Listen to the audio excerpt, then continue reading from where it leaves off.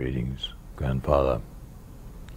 I know that many of you feel physically a sense of urgency about being in one physical place or another during this time.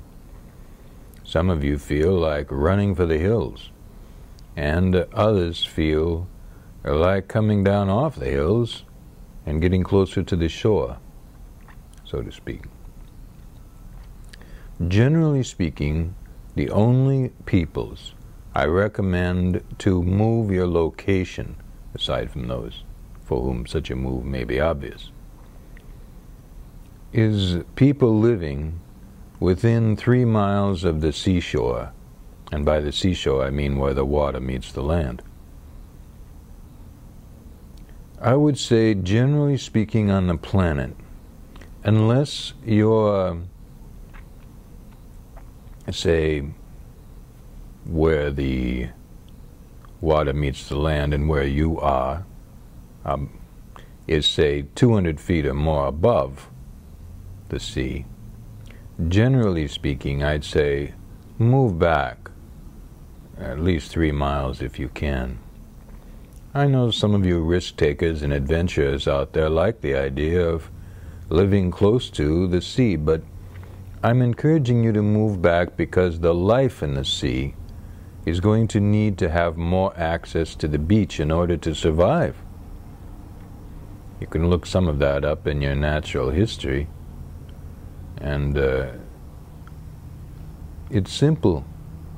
You want sea life to be around, but if you want them to be around, you're going to have to give them some room.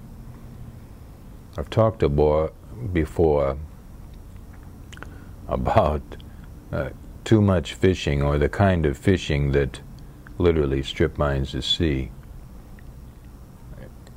You need to allow sea life to feel safe.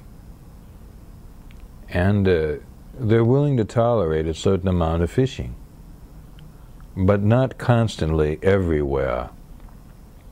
Now, I know you're not going to like this, fisherman, but I do not recommend to fish from, say, sea walls. Those who live in the sea need to feel safe.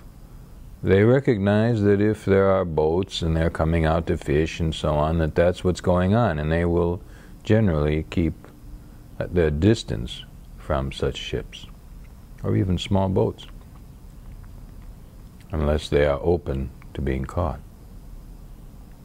especially for the purpose of being consumed as compared to being hung on the wall, for instance, okay?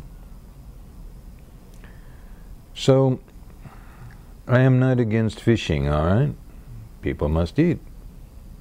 But you need to give them space to live and to feel welcome.